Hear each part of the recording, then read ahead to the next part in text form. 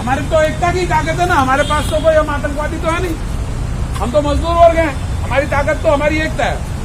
तो जब एकता जितनी ज्यादा मजबूत होगी उतना सरकार से हम ज्यादा लड़ पाएंगे। इसी उद्देश्य को लेकर बार बार संयुक्त मोर्चा बना भी है और आज भी संयुक्त मोर्चा आपके सामने है। और ये लड़ाई भी पहली बार नहीं है, निजीकरण के खिलाफ की लड़ाई भी पहली बार नहीं है।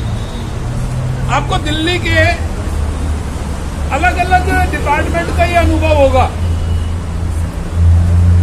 बहुत अच्छा अनुभव होगा। हमारे दिल्ली जल बोर्ड का फैसला 1998 में जल बोर्ड बना था और 98 में ये फैसला हो गया था कि हम जल बोर्ड को प्राइवेट देंगे। 22 साल हो गए ना, बार बार आए हैं ना आप लोगों के पास, जब भी निजीकरण की बात आई है। साहिब सिंह वर्मा जी दिल्ली के मुख्यमंत्री थे, पूरा संयुक्त मोर्चा बना, लड़ाई लड़ी, साहिब सिंह वर्मा नहीं कर पाए ना। 98 में घोषणा की थी उन्होंने, मैं मौजूद था विज्ञान भवन में, मैं तब से यूनियन में काम कर रहा हूं। उसके बाद शीला जी आई, शीला जी ने बहुत कोशिश कर ली कि हम जल बोर्ड का प्राइवेट करेंगे। पहले उन्होंने डेटे क्लास जल सदन की कोशिश की, फिर उन्होंने रोहिणी की कोशिश की, फिर उन्होंने प्लांटों की कोशिश की, वो भी नहीं कर पाई ना। आज वो भी हमारे केजरीवाल जी आ गए और केजरीवाल जी से तो ये उम्मीद थी कि जो व्यक्ति ठेकेदारी को समाप्त करने का नारा लेके सत्ता में आया, कम से कम वो ऐसी हरकत नहीं करेगा, ये केजरीवाल जी से उम्मीद नहीं थी। जो निजीकरण का विरोध करके सत्ता में आया, कम से कम उससे ये उम्मीद नहीं थी। लेकिन अभी 152वीं जो मीटिंग हुई जल बोर्ड की, उसमें उन्होंने फैसला किया 1 जोन 1 ऑपरेटर। 1 जोन 1 ऑपरेटर मतलब कि एक जोन बनेगा और उसमें एक ऑपरेटर रहेगा, और वो जोन बनेगा एमएलए के हिसाब से।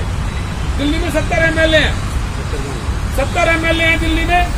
2 सीटें हम छोड़ दें, एक तो नई दिल्ली की जो खुद केजरीवाल की है, एनडीएमसी का एरिया, और एक कैंटोनमेंट बोर्ड की जो दिल्ली कैंट का एरिया है, कैंटोनमेंट के अंडर में काम करता है। तो हमारे 68 एमएलए बसते हैं, 68 जोनों में इसको बांटा जाएगा और 68 ऑपरेटर इसमें काम करेंगे।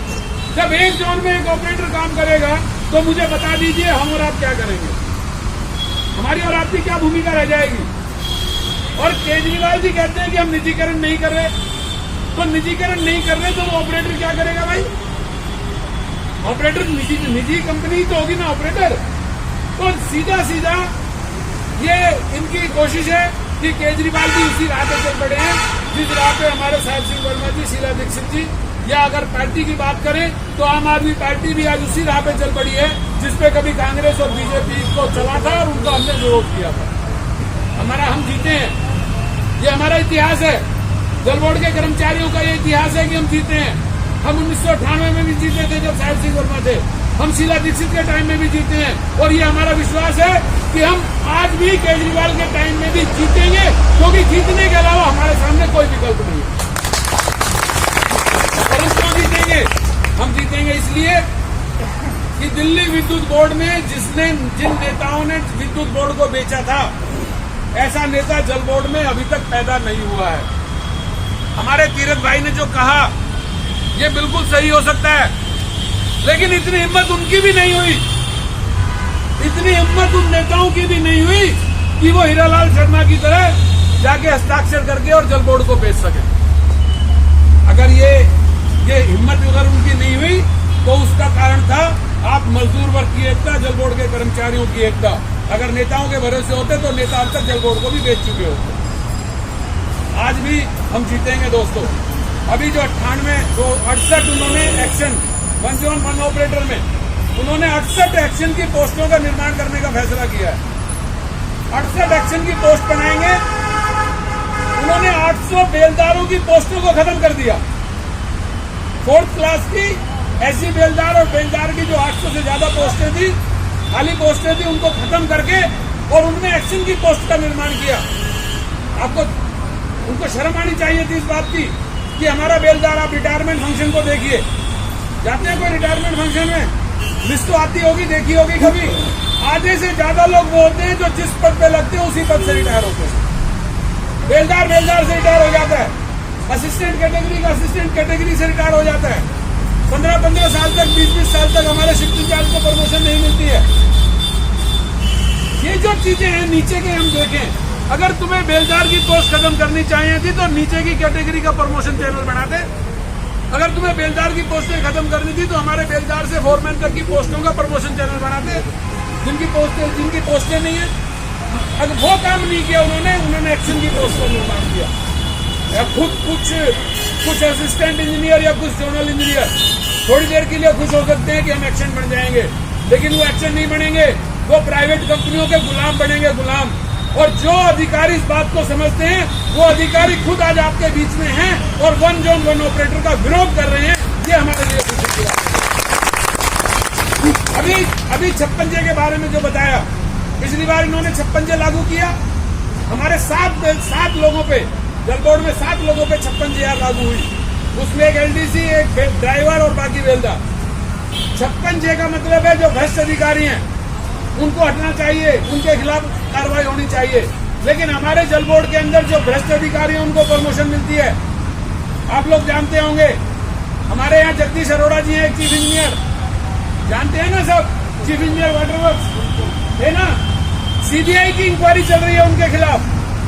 15 से 20 दिन तक भूमिगत रहे हैं और पुलिस से, CBI से छुपते रहे हैं, और जब वो जमानत उनकी हो गई, आज भी जमानत में है, जब उनकी जमानत होगी तो वो प्रकट भी हो गए, और प्रकट होने के बाद कोई 56J उनके ऊपर लागू नहीं हुई, उनको मेंबर वाटर शरद कुमार का नोडल ऑफिसर बना के प्रमोशन दे दी गई। 56J उनके लिए होनी चाहिए ना, जो भ्रष्ट हैं। 56J मजदूरों के लिए नहीं होनी चाहिए, लेकिन वो 56J हमारे ऊपर लागू होती है और भ्रष्ट लोगों को प्रमोशन मिलती है। हमारे CO साहब कहते हैं, आप में मस्टोल के बहुत लोग होंगे 2016 में भर्ती हुए थे, आज तक परमानेंट नहीं हुआ वो।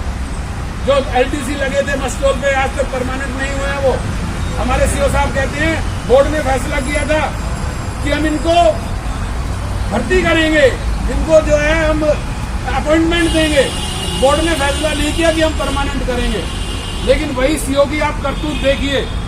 हमारे यहाँ एक अधिकारी है जो 5 साल हो गए जिनको रिटायर हुए, हो गया ना 5 साल, नाम जानते हैं उसका? कोई भी एक नाम बताइए। KS शर्मा जी, 5 साल हो गए रिटायर हुए। हमारे CO साहब उस KS शर्मा जी का, बुलाल का, DC बजाज का और एक सरदार जी हैं हमारे, इनके रीअपॉइंटमेंट का प्रस्ताव लेकर बोर्ड में गए कि हमारा जल बोर्ड नहीं चलेगा, हमें इनको दोबारा से कंसल्टेंट भर्ती करना है, हमें इनको। उनके लिए, एक व्यक्ति के लिए आप बोर्ड में जा सकते हो, उसको रीअपॉइंटमेंट के लिए बोर्ड में जा सकते हो, उसको कंसल्टेंट नियुक्त करने के लिए बोर्ड में जा सकते हो। हमारे जो 700 से 800 मस्टोल के कर्मचारी हैं, अगर बोर्ड ने फैसला नहीं किया है तो उनका प्रस्ताव लेके बोर्ड में जाइए ना कि हम इनको परमानेंट करना चाहते हैं, लेकिन उनके लिए CO बोर्ड में नहीं जाएंगे। ये जो चीजें हैं, ये भेदभाव है, ये भेदभाव है मजदूरों के खिलाफ, ये भेदभाव है हमारे यहाँ के वर्किंग क्लास के लिए, और ये भेदभाव हम सहन नहीं करेंगे। और सबसे बड़ी बात एक और है, ये मैंने देखा मदन लाल खुराना जी के मुख्यमंत्री काल भी मैंने देखा है, साहब सिंह जी का तो देखा कि हर बुधवार को झंडेवाला में आके बैठते थे और सबकी सुनते थे, है ना, बैठते थे ना हर बुधवार में, वहाँ बोर्ड की मीटिंग होती थी। और शीला जी का भी टाइम हमने देखा। लेकिन फिलहाल हम ये देख रहे हैं कि आपके लगातार दबाव देने के बावजूद, आपके लगातार आंदोलन करने के बावजूद मुख्यमंत्री प्रेस कॉन्फ्रेंस तो कर लेते हैं कि हम जल बोर्ड का निजीकरण नहीं कर रहे, धोखा देने के लिए, लेकिन आज तक यूनियनों से प्रशासन ने बात नहीं की है, मीटिंग तक नहीं की है कि आइए हमें बताइए आपकी क्या परेशानी है। पिछली 7 तारीख को राघव चड्डा जी और शरद कुमार जी ने यूनियनों की मीटिंग बुलाई थी, और हमने उनमें स्पष्ट पूछा था उनसे कि आप बताइए वन ऑपरेटर का मतलब क्या है। हमने बहुत सुन लिया, लोगों ने हमें बता दिया, लेकिन ऑफिशियली किसी अधिकारी ने हमें नहीं बताया कि हम ये क्या करना चाहते हैं। तो शलभ जी कहते हैं कि भाई इसका किसी को नुकसान नहीं होगा, मौजूदा कर्मचारी को नुकसान नहीं होगा। हमने कहा वो तो हमें मालूम है, अगर मौजूदा कर्मचारी का नुकसान नहीं होगा। हमने DDC को भी देखा, हमने डेसू को भी देखा है। डेसू में जब प्राइवेट हुआ, डेसू दिल्ली सरकार ने उनको पेंशन देने से मना कर दिया था, डेसू के कर्मचारियों को। आज भी अगर आप अपने बिजली के बिल को देखोगे तो उसमें उनकी पेंशन का सेस लग के आता है। उनको दिल्ली सरकार पेंशन नहीं देती है, उनको दिल्ली की जनता पेंशन दे रही है उनको, उन कर्मचारियों को। जो दिल्ली विद्युत बोर्ड से बीआरएस लेके गए थे, हरिराज जिनको बीआरएस दे दी गई। डीटीसी के अंदर जब प्राइवेट हुआ उनको पेंशन नहीं दी गई थी, आत्महत्या करनी पड़ी थी डीटीसी के मजदूरों को। आप लोग सारे गांव के और देहात के लोग हैं, और कहीं ना कहीं किसी गांव में ये घटना घटी होगी। मेरे गांव में तो ये घटना घटी थी। तो ये है, लेकिन मौजूदा कर्मचारी को अगर आप नुकसान नहीं करोगे तो क्या करोगे? कोई योजना नहीं है उनके लिए, कोई ऑफिशियल उन्होंने बताया नहीं है। सिर्फ मुख्यमंत्री आए, प्रेस कॉन्फ्रेंस की, हम निजीकरण नहीं कर रहे। क्या कभी कोई चोर कहता है कि मैं चोरी कर रहा हूँ? आए किसी चोर ने आज तक? किसी चोर ने आज तक कानून के सामने माना है कि हाँ मैंने चोरी की है? तो यही केजरीवाल जी दिखा रहे हैं। वो एक तरफ वन ऑपरेटर की तरफ बढ़ रहे हैं और दूसरी तरफ कह रहे हैं कि नहीं, हम निजीकरण नहीं कर रहे। ये चुनौती है हमारे लिए, और इस चुनौती को दिल्ली जल बोर्ड के कर्मचारियों ने और दिल्ली की ट्रेड यूनियन ने, दिल्ली जल बोर्ड की ट्रेड यूनियन ने स्वीकार किया है। ये मैं बता दूं आप लोगों को दोस्तों कि हमारे बीच में श्रमिक विकास संगठन बुलेश एनर्जी अभी जो बोले थे, आम आदमी पार्टी से जुड़ी हुई यूनियन है आम आदमी पार्टी श्रमिक विकास संगठन से, और खूब उनके मना करने के बावजूद उन्होंने ये ऐलान कर दिया है कि हम जल बोर्ड के कर्मचारी हैं, हम जल बोर्ड के कर्मचारियों के साथ रहेंगे। आम आदमी पार्टी की सरकार तो आज आइए और कल चली जाएगी, लेकिन जल बोर्ड का कर्मचारी 30 साल 35 साल 40 साल एक साथ रहेगा। हम आम आदमी पार्टी के साथ नहीं, बेशक यूनियन एफिलेटेड है, हम जल बोर्ड के कर्मचारियों के साथ जाएंगे। तो हमें उम्मीद है, इनसे विश्वास नहीं बढ़ता क्या आप लोगों का? क्या हमारा विश्वास नहीं बढ़ेगा कि हमारे साथ ऐसे साथी जुड़े हुए हैं? और रही बात भाई तीरथ जी कि ऐसा नहीं होगा, इसकी कोई गारंटी नहीं है। हिंदुस्तान की जनता ने अंग्रेजों के खिलाफ 200 साल तक युद्ध किया था। बहुत जयचंद पैदा हुए थे, लेकिन आजादी को रोक नहीं पाए थे। आज भी जल बोर्ड में बेशक कितने भी जयचंद पैदा हो गए, जल बोर्ड की एकता को तोड़ नहीं पाएंगे, इसको बेच नहीं पाएंगे। ये हमारा विश्वास है कि इसको तोड़ नहीं पाएंगे एकता को, और इसको बेच नहीं पाएंगे। और इसी उम्मीद के साथ हम आपको ये आह्वान कर रहे हैं कि 14 तारीख को जो साथी यहाँ नहीं है उनको भी लेकर आए। ये ना करें कि भाई चले जाना तीरथ जी, वहाँ जाना जरा बता देना मुझे भी क्या हुआ है। नहीं, ये फैसला करें कि कोई जाए या ना जाए, मैं जरूर जाऊंगा। तो निश्चित रूप से वहाँ पे हजारों की संख्या होगी। जब 200 आदमी वहाँ का गेट हिला सकते हैं, जब 200 आदमी केजरीवाल को प्रेस कॉन्फ्रेंस के लिए मजबूर कर सकते हैं, तो वहाँ पे अगर 15,000 5,000 आदमी भी जाएंगे तो दिल्ली सरकार को हिला देंगे। ये मेरा विश्वास है। वो सरकार आज आपसे बात करने को तैयार नहीं है। वो सरकार न सिर्फ बात करेगी बल्कि घुटने के बल पर आपके सामने आएगी। ऐसे सैकड़ों उदाहरण है कि जब मजदूर वर्ग लड़ा है तो सरकार को अपने फैसले वापस लेने पड़े। ऑर्डिनेंस फैक्ट्रियों का निजीकरण का फैसला मोदी जी की सरकार ने किया। 6 दिन हड़ताल चली थी, सिर्फ 6 दिन। 7वें दिन वो हड़ताल का फैसला वापस लेना पड़ा। अभी आपको बताया कि उत्तर प्रदेश विद्युत बोर्ड का निजीकरण का फैसला वापस लेना पड़ा। 34 दिन तक उनकी हड़ताल चली है, 34 दिन तक सारा अंधेरा कर दिया। तो मेरी आपसे ये गुजारिश है कि अपने अंदर विश्वास पैदा करें। चोर को तो चोर कहें, लेकिन अपने अंदर विश्वास करें कि मैं ना चोर के साथ रहूंगा और ना मैं चोरी में शामिल होऊंगा। ये विश्वास अपने अंदर रहना चाहिए।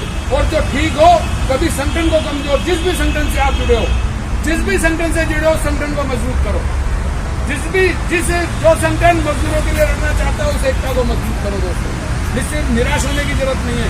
ये जयचंद पैदा होते रहेंगे, लेकिन आंदोलन आगे बढ़ता रहेगा। और जैसे हिंदुस्तान आजाद हुआ था, ऐसे हमें भी कोई हरा नहीं पाएगा। इन्हीं शब्दों के साथ मैं अपनी बात